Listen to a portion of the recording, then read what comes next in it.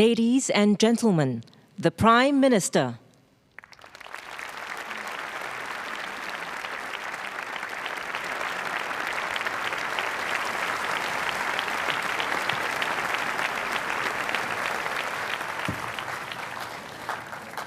My fellow Singaporeans, good evening again. A lot has happened since my last National Day rally. We had a good general election, and now we have the next generation of leaders firmly in place. We've been working hard to lay the foundation for the next 50 years. Skills Future, Future, Conversations and Projects, the CFE, the Committee on the Future Economy. This last month has been good for Singapore. The first NDP after SG50 in the new National Stadium went well. And in Rio, Team Singapore did us proud.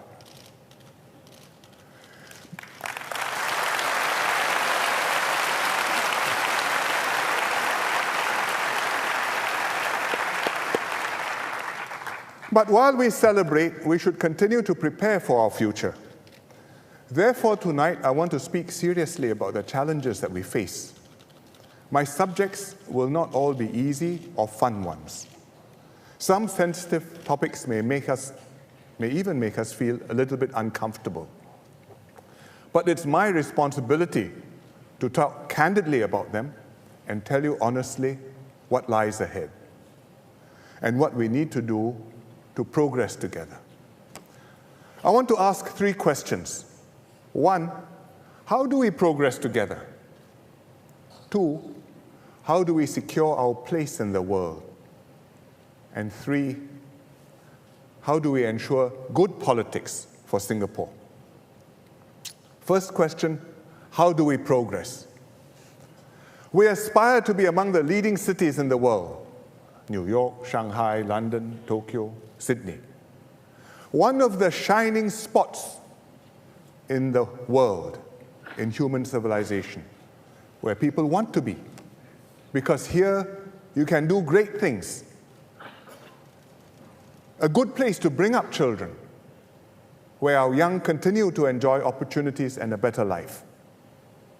At the same time, we want Singapore to be our home, where we belong, where our families feel safe and secure, where we build a compassionate and inclusive society, leaving no one behind. We know what we want, but how do we get there? Among all the economic issues we are dealing with, slower growth, helping people to upgrade, strengthening social safety nets, the defining challenge which we face in this era is disruption. Things are changing fast, old models are not working, new models are coming thick and fast, and we are having to adjust and to keep up. Because of technology, globalization, and the disruption will happen over and over again, relentlessly. I just used the familiar example of the taxi business. Uber and Grab, these are private car hire services. They compete with taxis in cities all over the world. You open an app, it matches you with the nearest car. The car comes, you can see it coming on your map, picks you up where you are, takes you where you need to go.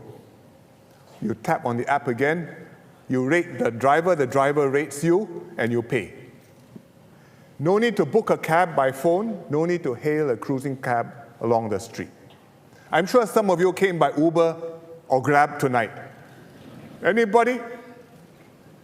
A few hands. Some of you must have taken comfort in other taxis tonight. Anybody? Oh, the taxi drivers must be getting worried, but I'm sure there are. How does Uber and Grab work? They grab data from users, they analyze the travel patterns, they adjust the charging to match supply and demand. So if there are lots of people wanting rides, not enough cars, fare goes up, more drivers turn up. If there are a lot of drivers, not enough rides, fare goes down, maybe more people will turn up wanting to ride, maybe some drivers will go home. It's a new way of doing it. And everywhere where there's Uber and Grab, or in China, Didi, Kuaidi, and in other cities, different names, they are disrupting the taxi industry. Disrupting, but commuters are benefiting. Better service, more responsive, faster. But taxi companies and drivers find their business affected. And in some cities like London or Sydney or Jakarta or Paris, the drivers have staged protests, blockades. They want the governments to block the new services, protect their existing ways of doing business. What do we do in Singapore? We can respond to disruptive change like this in two ways. We can close ourselves off, try to stop people from using the new technology. You must do things the way you have always done it. So Uber out, Grab out. Any new services coming along? No. We impose restrictions, we protect the old ways, the taxi companies, and we force everybody to stick to that. But we'll be left behind and our commuters will lose out and our economy will suffer. The other way is to embrace change. Let the disruption happen. You can't stop it, but you can adjust it. You can adjust to it. Let the commuters enjoy better service, but help the incumbents and especially help the taxi drivers to adapt to the changes. And that's what we're doing. We're updating the rules to foster fair competition while protecting commuters. And we require all the drivers, whether taxis, Uber, Grab, or anybody else, you must have the right insurance, you must have clean records. And as we adjust the rules, the companies will have to adapt, and they can adapt. And I think the taxi drivers are watching this very carefully. I know quite a few are feeling anxious. I talk to Ang Hin Kee. Ang Hin Kee often brings them to his grassroots events, and I talk to them directly. And they ask, what's going to happen? Will they still have a livelihood?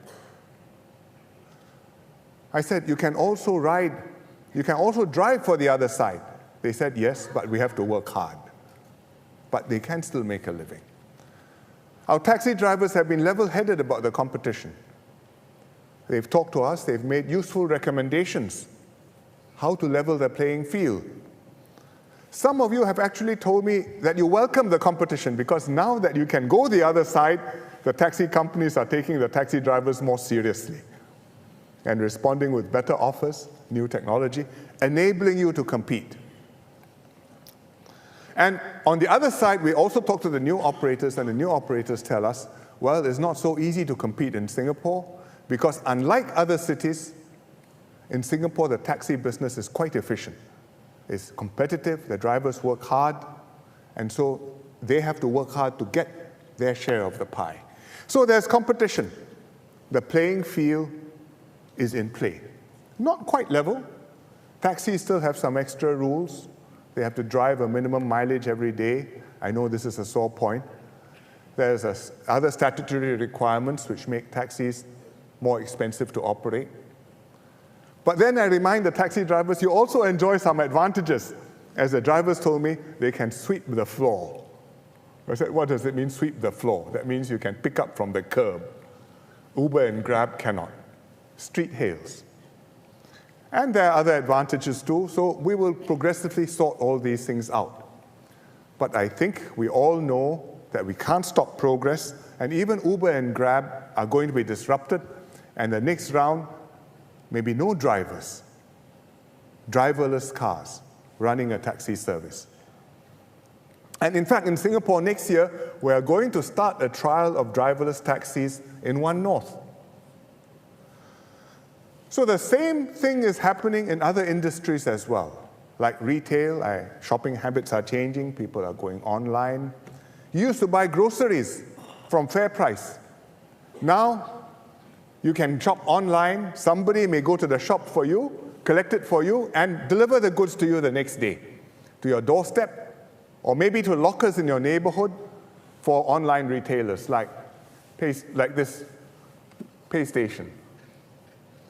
People also buying from overseas stores, Amazon, Taobao, wider range, often cheaper. Orchard Road shops are affected. They've become places where people look, see, go home to buy. can still do business, but different and not so easy.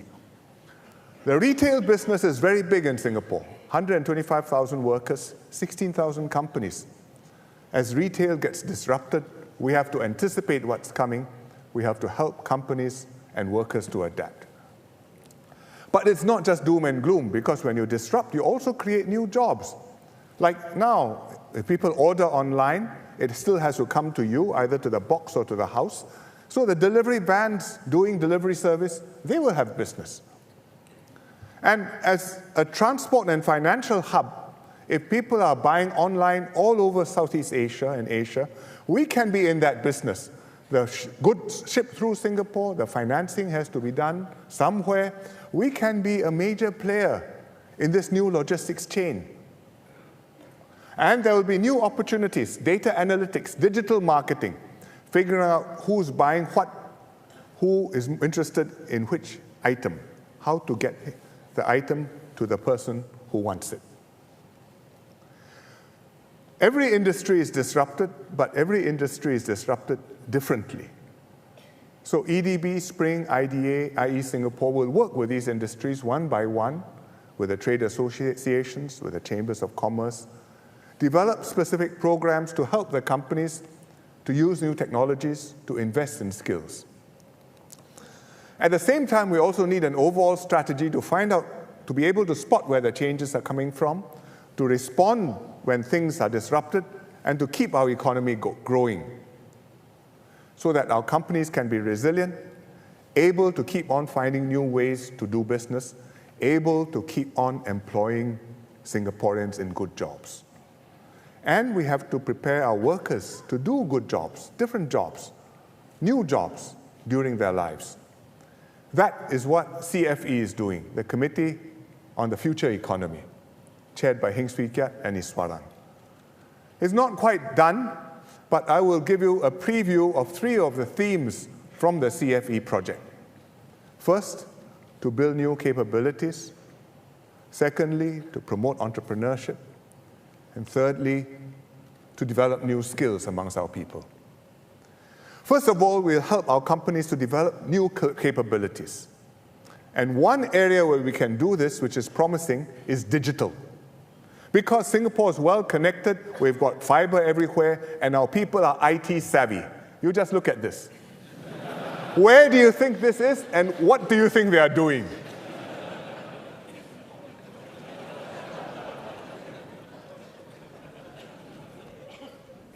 Somebody did that in the audience.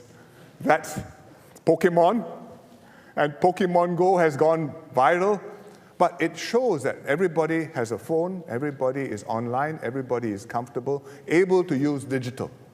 And I think there are opportunities in digital. It's virtual, it doesn't require large areas of land, it will save labor, and we can do business with anyone from anywhere. We have already got companies doing interesting things in the digital space, like Ascent Solutions. It's a logistics SME. And in the logistics business, there are 2 major problems. One, delays in customs clearance, because when you go from border to border, somebody wants to look inside your box. And secondly, theft. That means pilferage, or maybe the whole container disappears. So Ascent Solutions came up with a digital solution. They were backed by Spring, and they developed a tracking device and a lock called iSpot. The iSpot is a lock on the container which has a GPS inside.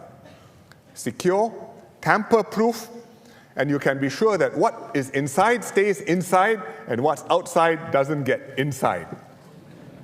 And there's no need for the customs officers to inspect the box over and over again. And the owner can track where the box is all the time, 24/7. So with IE Singapore support, Ascent has taken it to East Africa. And there are more than 10,000 iSpots in East Africa. From Kenya to Uganda, it used to take 20 days to travel because 10 checkpoints to clear along the way. Each time you wait, and you may have to grease palms. But now, no need to clear customs over and over again because of the tamper-proof lock. In 2 days, you get there. It's a game changer.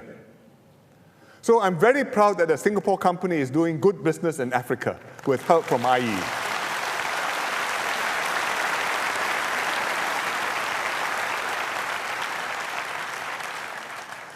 Besides digital, we also need to build capabilities in other sectors. And we have some SMEs which can compete with the best in the world, and we should help them to grow, to scale up. I mentioned fragrance bak kwa and Luzerne just now in my Chinese speech, but we can also hold our own in engineering.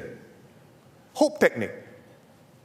It's a homegrown engineering SME that's been making a name for itself. It's 10 years old now. It employs 110 people. You know some of the things they make because they make red rhinos and hazmat control vehicles for SCDF. They also make drones and specialized industrial and commercial equipment. 4 years ago, Hope Technic won a tender by Airbus. They beat top engineering firms in the world in this tender. And the job was to build a scale model of a space plane. A space plane is a combination of a spaceship and an airplane, and is a scale model for Airbus's civilian spacecraft program. They built it, they loaded it with sensors, they tested it successfully, took it up, high up in the air, flew it down, instrumented it. It's part of the research towards building a real space plane. So maybe in 20 years' time, when civilians go into space and space flight is a reality for all of us, then we can say, a Singaporean firm helped this to happen.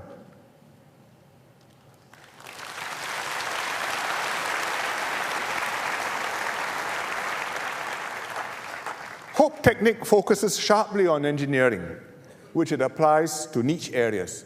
So it's able to create opportunities for itself. It's able to find new markets. It's able to create new jobs for Singaporeans. We must build this sort of new, deep capabilities in every sector: engineering, food manufacturing, logistics. And the government will support companies to do so. Beyond building capabilities, we should also promote entrepreneurship. Because engineering is one thing, but entrepreneurship, that dare to try something new, to venture, that's a different mindset. And entrepreneurs have that mindset, need that mindset. And we need people like that in our society. They play an important role, not just because they're doing business for themselves and doing well and creating jobs and prosperity and maybe making it big, but also because they're resourceful, they're optimistic. They give the society a confidence. Anything is possible, anything you can do, I will try and do better. And we need that mindset in Singapore. Through our own actions, we can change the world. And if we fail, we try again. If we fail, we try again. We refuse to give up. We keep on trying. One day, we will succeed. We started a small experiment at Block 71 Ayer Rajah 5 years ago. Block 71 was about to be demolished. JTC decided instead, don't knock it down, renovate it, launch it as an incubator. An incubator is a building which offers spaces for rent to entrepreneurs to start companies. This blue building, this one, this is Block 71. It looks like an old JTC building with a new coat of paint. But a lot of bright ideas inside. We were offering not just buildings and the services, but also co-funding from government agencies. And started with a small group of startups attracted. It's been very successful. Now it's expanded, Block 73, Block 79. So now they've changed the name and they've called it the Launch Pad.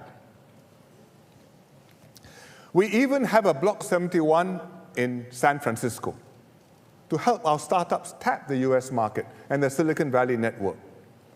I visited Block 71, both here in Ayer Rajah and also in San Francisco. This one is talking to our young people in SF. Many of them starting their own companies. One company which came out of the original Block 71 is Simplistic. Simplistic makes the Rotimatic. The Rotimatic is the world's first automatic chapati and roti maker. You put in the flour, you put in the oil, you put in the water, you press a button, and after a minute, out comes fresh hot chapati and roti, 1 per minute. And if you made chapati, you will know what hard work it is. In the old days, the women did the work, but nowadays the women are out at work, so they don't have time to make chapati anymore every day. But with the Roti-Matic, the family can still have chapati for dinner. The Roti-Matic was developed by Ms. Pranoti Nagarkar. She's a mechanical engineer by training, and her husband, Rishi, who does the software. They brought it to market with Spring's help. It's generated a lot of interest internationally. And later on, you can try Roti-Matic chapati at the reception.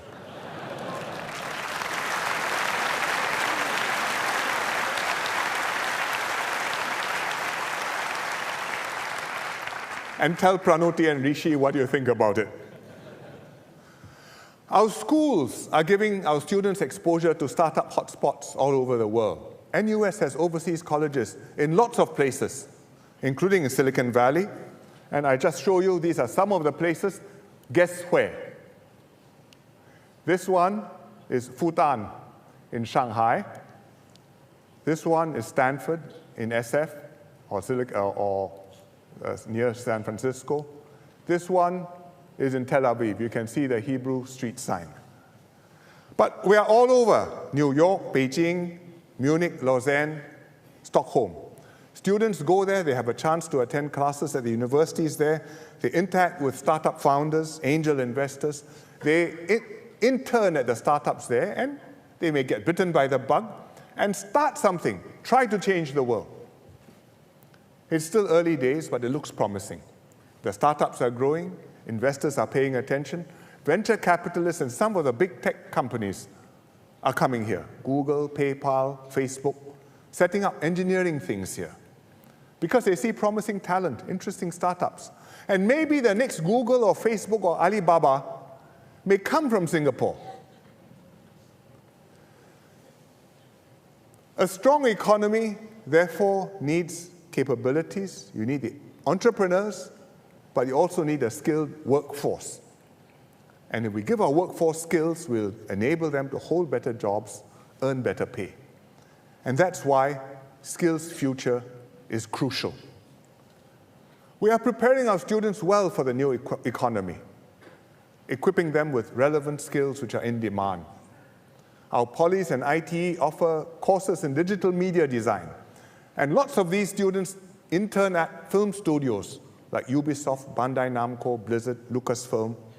Eventually, some of them work there. There are also other courses to train horticulturalists, food scientists, sports scientists, all sorts of new jobs which a generation ago didn't really exist. Opportunities are also opening up in cross-disciplinary areas. You study one thing, you combine that skill with something else, and you create something valuable. Take Sarah Salim. She graduated from NTU with a degree in visual design. She started a publishing firm doing graphic design. Now she works with GovTech at Hive. And she's applying her design skills to produce data visualizations on data.gov.sg, which is where you can find all the government information. And here's something she's working on. I'll just show you just one example, just for fun. This shows you the activities in active SG gyms during the week, weekdays, which day, which hour, when is it crowded, when is not.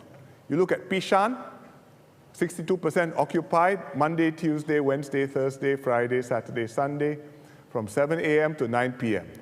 And you can see the most popular time is in the evening. The most popular day is in the weekends. So at the spot, you can see what's happening. You can compare Pishan with Bedok, Clementi, Jurong West average gym. How are they doing? I think Pishan is working harder than the rest. Bedok and Jurong West have gone on a tea break. So you need to make things visible, graphic, vivid, simple to understand. You need a lot of skill and hard work. So to produce a chart like this, you need graphic designers like Sarah. contributing to our smart nation.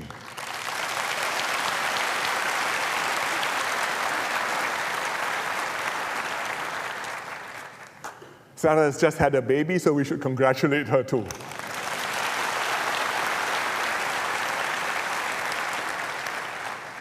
For those people who are already working, to help them, we are offering courses to upgrade their skills and to achieve deeper mastery. And Skills Future offers all sorts of courses to this group: nursing, precision engineering, preschool education, not just individual courses, but pathways to upgrade yourself in your job. And that's what Madam Janessa Kumaran is doing. She became a preschool teacher with PCF about 10 years ago. Now she's a senior teacher, and she's taken up the Skills Future Study Award to do an advanced diploma in early childhood leadership at Ngee Ann Poly. Janessa aspires to become a center principal, and I'm sure she'll get there and become a great early childhood educator.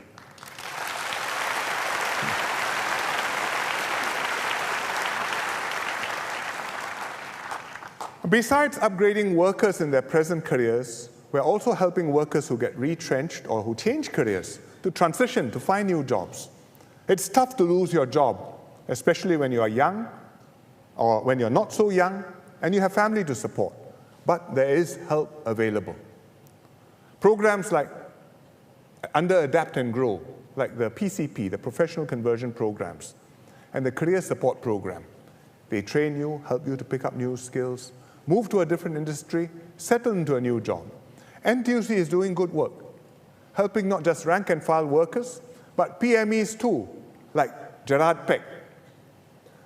Gerard worked 30 years at a bank in IT security, now in his 50s. Last year he left the bank. He found it hard to find a new job. So he signed up for the CSP, Career Support Program. The CSP helped his new employer pay a portion of his wages for some time. It made it easier for his new employer to take him on. So with E2I's help, Gerard landed a job as head of IT at a new company, at another company early this year. Company is DataPost. DataPost is an SME in printing and mailing solutions. It's the biggest print bureau in the region. So Gerard has found his former banking experience useful, helping DataPost to transform their IT system and developing new business strategies for DataPost. Well done.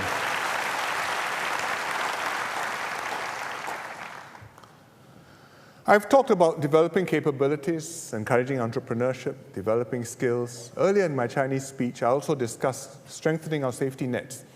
These are the ways our economy and our workers can thrive amidst disruption. This is how we can progress together and thrive in a competitive and dangerous world. And it is a dangerous world. So my second question is, how do we secure our place in the world? To start off with, we have to defend ourselves, and that's why we have the SAF. But as a small country, we also need a network of friends in our neighborhood, and also friends among the big powers all over the world, even in faraway places. We are a little bit like Mongolia. I visited Mongolia 2 months ago. They are size, area-wise, bigger than us, population-wise, about the same as us, but similar because their neighbors, two huge ones, much bigger than them. One is China, one is Russia. So if you ask the Mongolians how many neighbors they say they have 3 neighbors, China and Russia. Then who's the third neighbor? The third neighbor is Japan, the third neighbor is the US, the third neighbor is the South Koreans, the third neighbor is the EU. These are all Mongolia's third neighbors. So in the same way, Singapore also has 2 neighbors, Malaysia and Indonesia, and we have third neighbors all over the world. I've been busy with foreign trips this year because the world is important and we have to keep up links with them. Beyond Malaysia and Indonesia, our most important relationships are with China and with America. I just came back from an official visit to the US at the invitation of President Obama. It was a significant gesture. The last time a Singapore PM was officially welcomed in the White House with ceremonies was more than 30 years ago, when Mr. Lee Kuan Yew went in 1985. My visit reflects Singapore's warm and deep friendship with America, spanning many areas: economics, education, defense, security, people-to-people ties. We benefit from the dynamic and innovative US economy. We admire their warmth, their openness, their generosity. My visit was also a signal that the US values its friends and partners and appreciates Singapore's support for the role that America has played in the Asia-Pacific for more than 70 years, since the war. Spreading prosperity through trade and investments, maintaining security and stability, enabling all the countries in the region to thrive and to compete peacefully.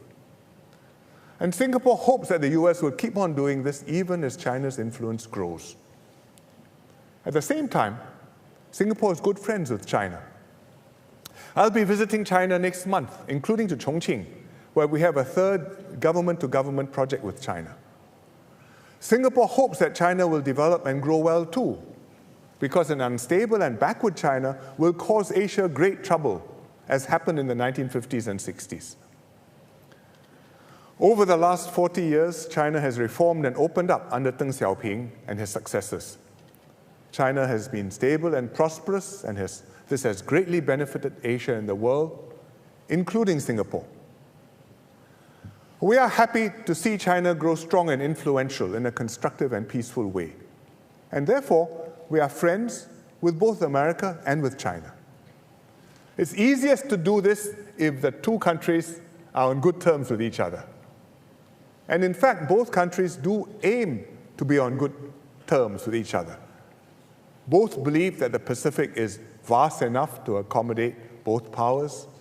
And President Xi Jinping said recently that America and US should cultivate common circles of friends. So that's precisely what Singapore's trying to be, among America's circles of friends and also among China's circle of friends. But life is never so straightforward.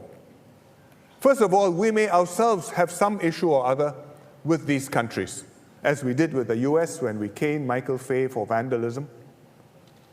And we've had issues with China too from time to time, when they felt that we didn't sufficiently defer to their interests. Also, sometimes the interests of our friends will conflict, and we will be pressured to choose sides. And one current issue which can cause trouble is the South China Sea. It's a complicated dispute. At one level, it's a dispute among parties who claim all or some of the islands and the reefs in the South China Sea. At another level, it's about the rights of the international community, which are provided for under UNCLOS, that means the UN Convention on the Law of the Sea. Rights like freedom of navigation, freedom of overflight. It's also about how international disputes and disagreements can be peacefully resolved. Now, if you don't fully understand what it is about, just remember this.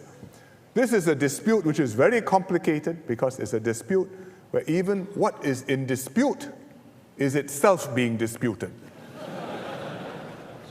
It's true, the lawyers will tell you so. What is mine is not in dispute. What is yours is in dispute. Singapore happens to be the country coordinator for the ASEAN-China dialogue relations right now. And this puts us in a slightly warm seat. Warm because each party wants us to side a bit more with them. And not possible for us to side with everybody at once. So we are doing our best to be an honest broker, dealing straight with all parties. Now, where do all these countries stand? Let me try and give you just a sense of it. China claims the 9-dash line. This is these spots, these dashes are the 9-dash line.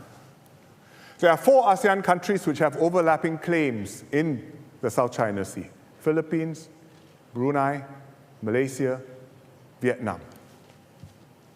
The claims overlap with China, the claims overlap with one another. The US doesn't have claims in the South China Sea, but they do have interests at stake because freedom of navigation and overflight are very important to them including through the South China Sea.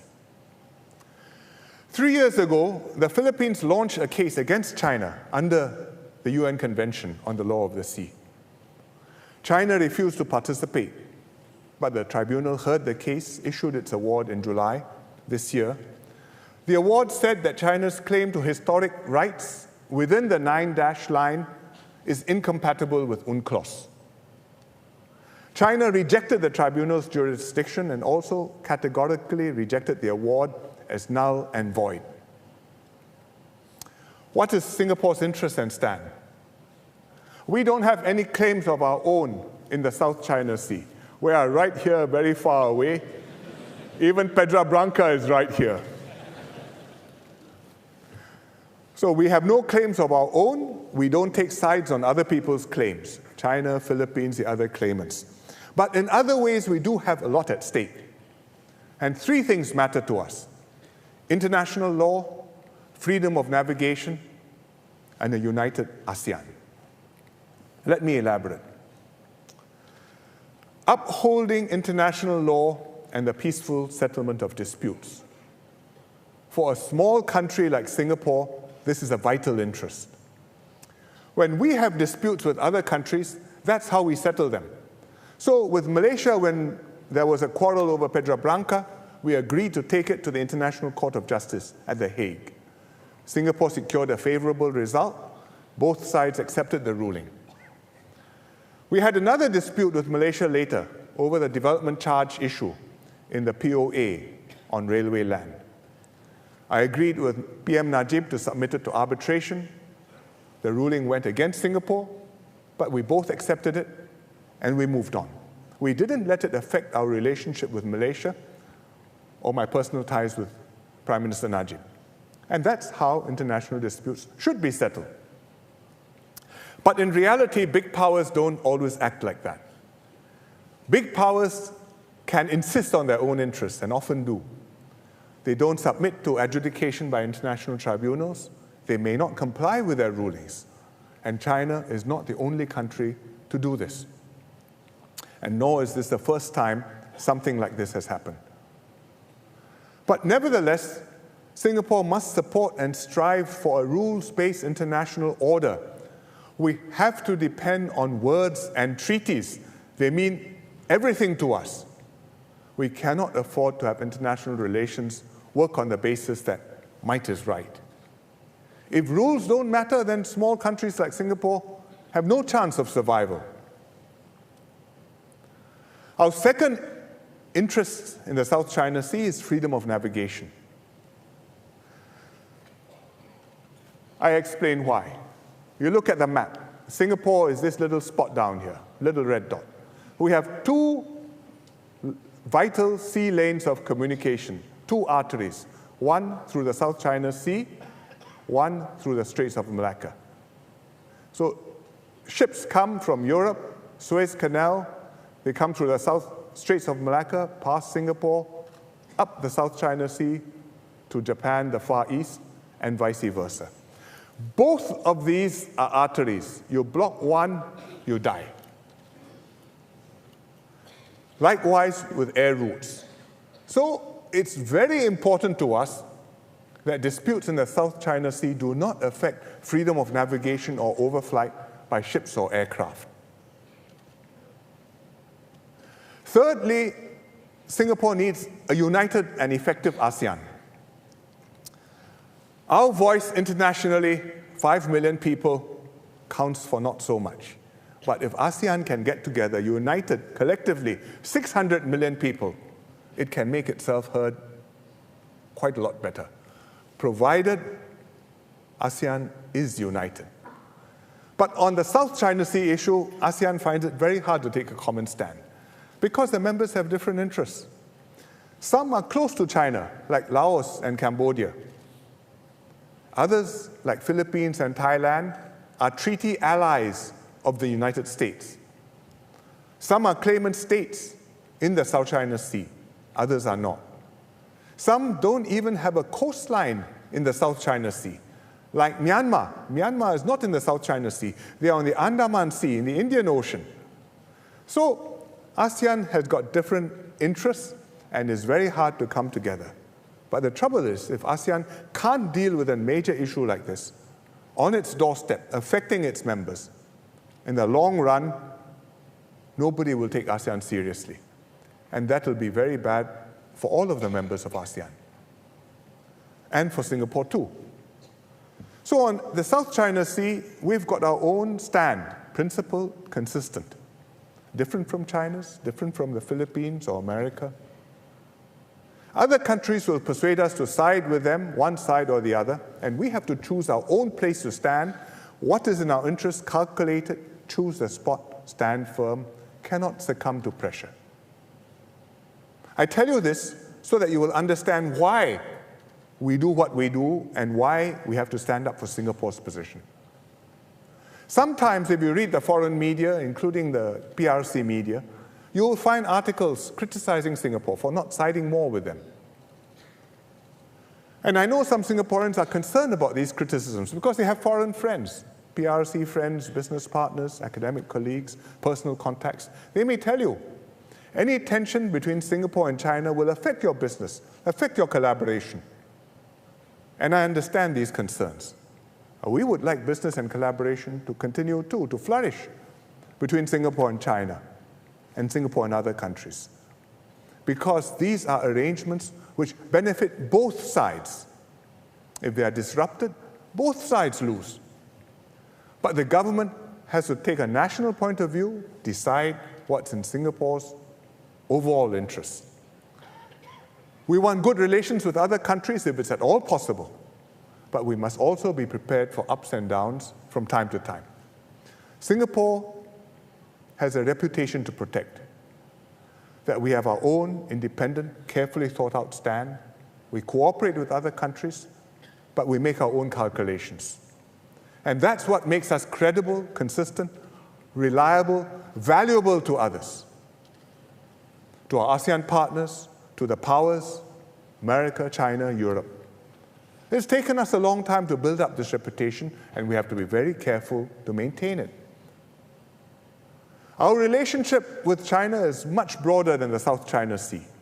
The friendship has lasted for decades. We've done major G2G projects with them. We have the Suzhou Industrial Park, the Tianjin Eco-City.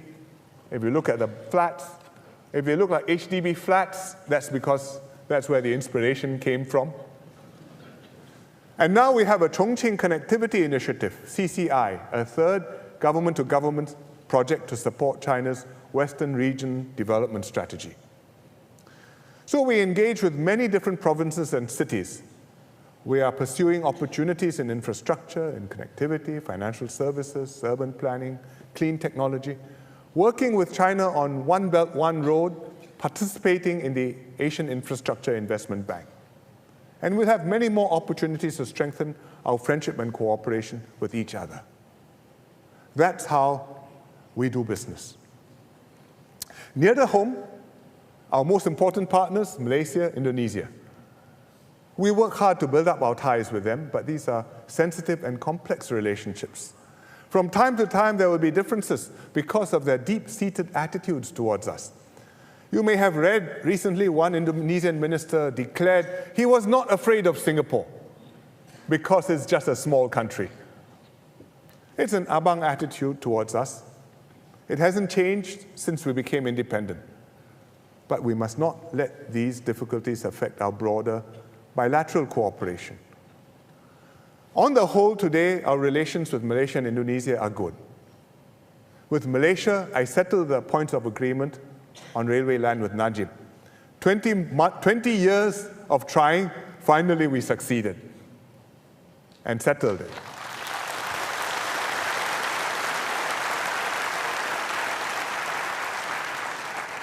Last month, I was in Putrajaya to witness the MOU on the high-speed rail between Singapore and Malaysia. Najib, Prime Minister, hosted us to lunch. The durian was good. The high-speed rail will be better.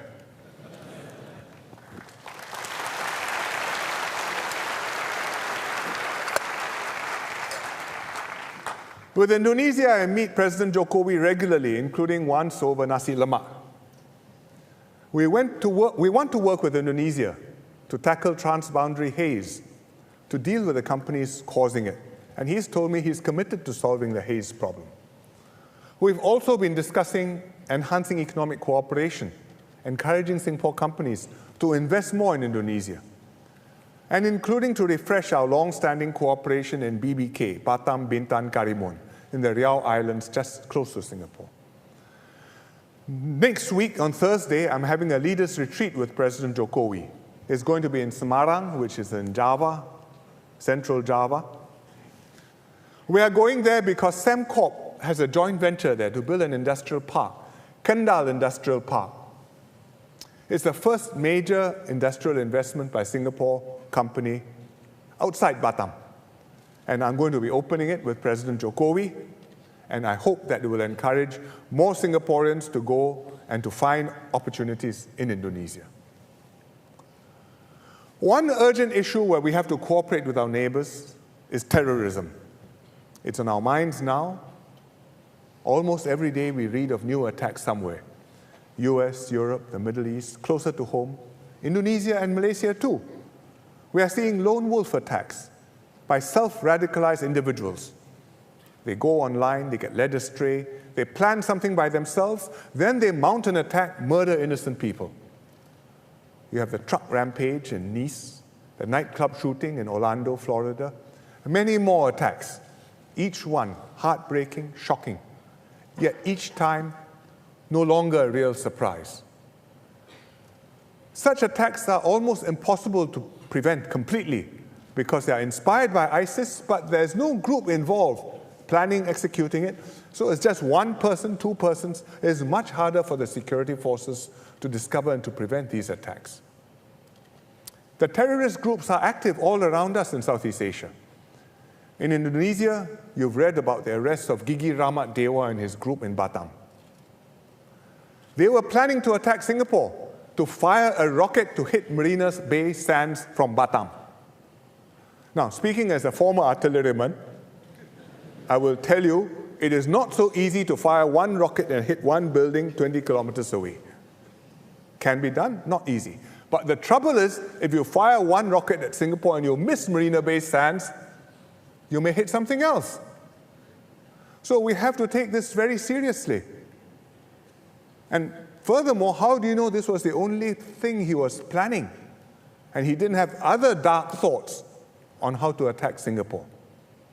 And how do you know, can you be sure that every last terrorist in the group has been arrested? Last December, the Indonesians were expecting attacks over Christmas and New Year. They had intelligence, they had news. They went out of their way to pick up and arrest the groups, disrupt the attacks. They nearly succeeded. They picked up all of the groups, cleaned up all the terrorist cells, except one. And that one cell evaded the dragnet. In January, they mounted an attack in Jakarta. Fortunately, not so successful, but still a couple of people died. In Malaysia, there was a grenade attack in Puchong, near Putrajaya, in June. It was ordered by a Malaysian militant in Syria. But even long before this, the Malaysian authorities knew they had problems because they had arrested around 200 ISIS supporters, including at least 13 MAF personnel. Armed forces people, trained, pre-trained. Last month, Malaysia found that 7 prison wardens had been radicalized by their detainees. You lock the chap up, the chap subverts your jailer. The wardens had to be sent for de-radicalization. It reminded me of what happened in the 1950s when we locked up the pro-communist left-wing activists. And they did the same thing. They subverted their jailers in Changi prison.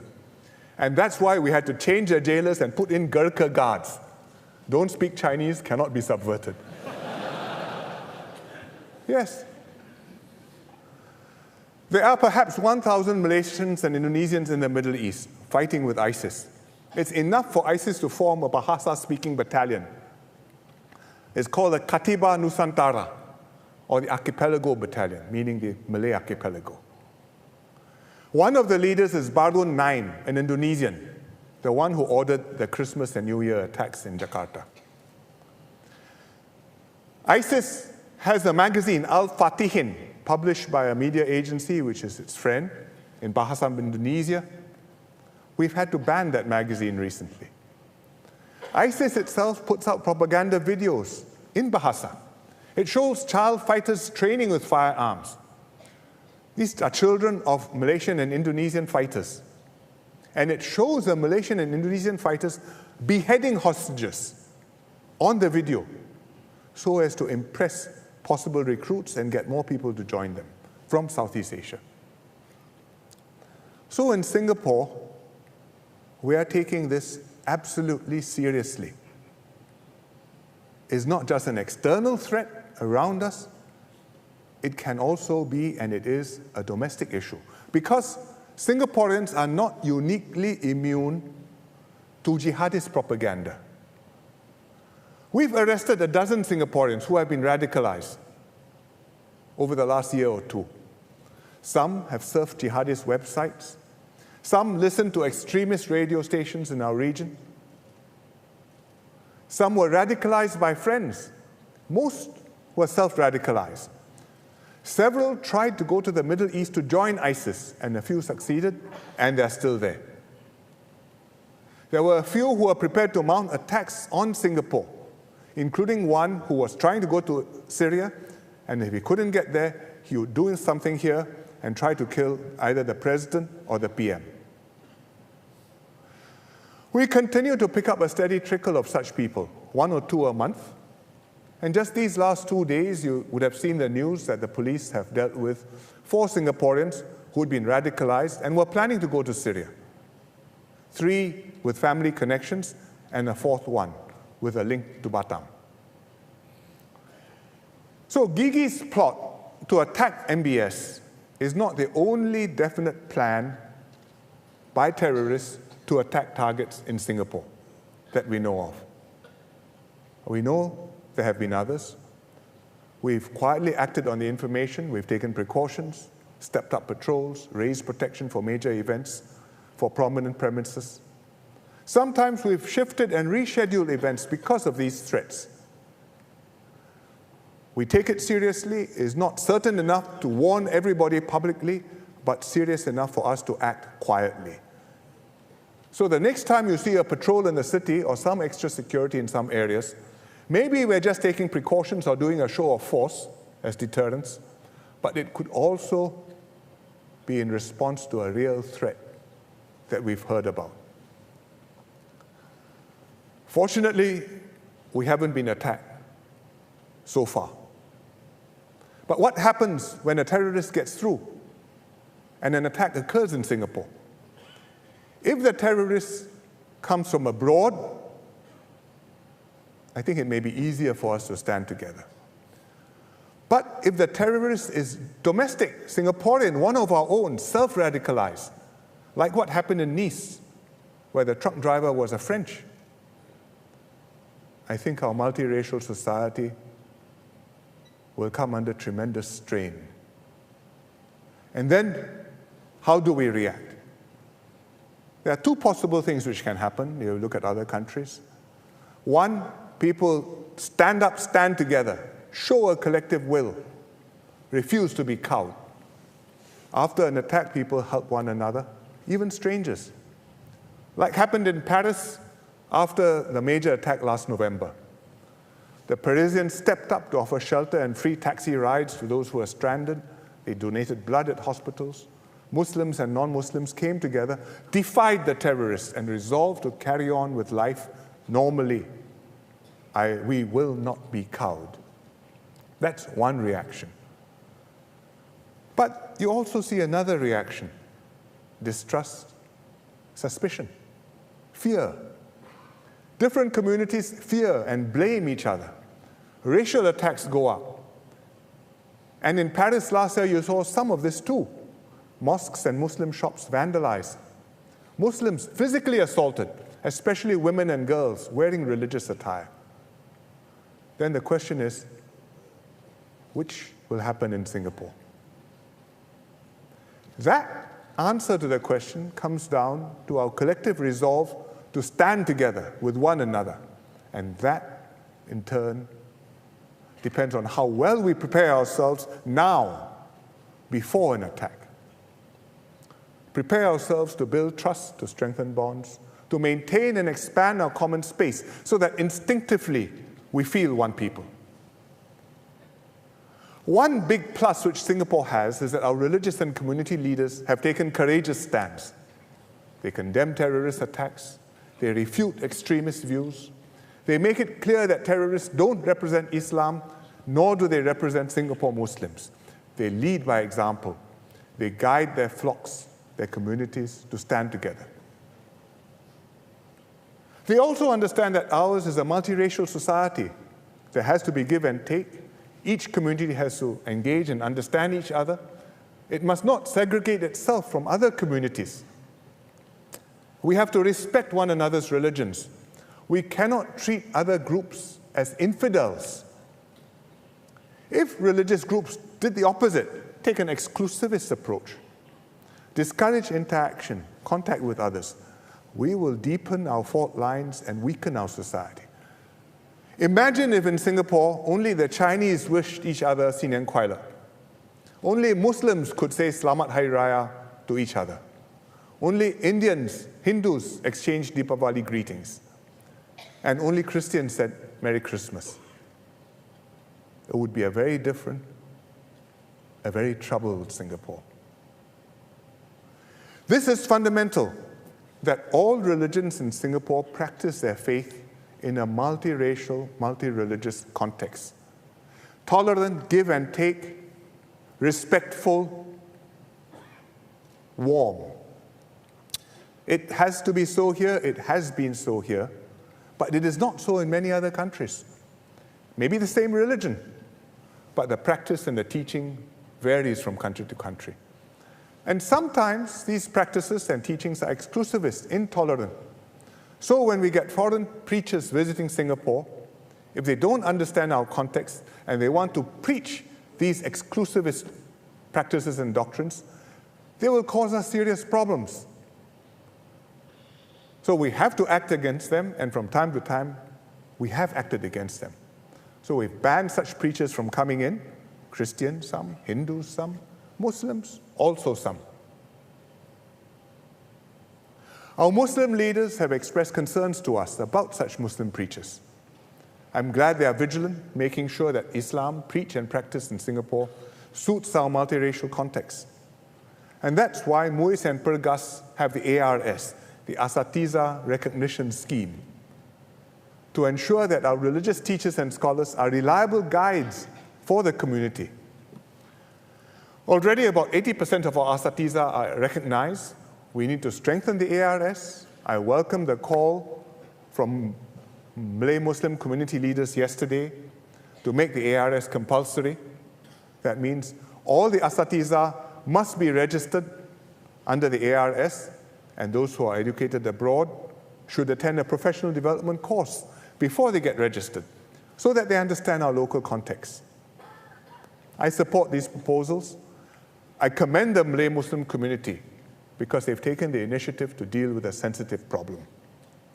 And with these measures, it will ensure that all the Asatizas in Singapore understand how is Islam practiced here, how you can guide Muslims, guide your students to live in harmony with other Singaporeans of all races and religions. So it's a very challenging landscape, security-wise. The region is shifting. There are new dynamics between the powers and within ASEAN. It's going to mean a more complicated world for us. Less tranquil. We have to be more watchful. We have terrorism threatening our safety and our social fabric.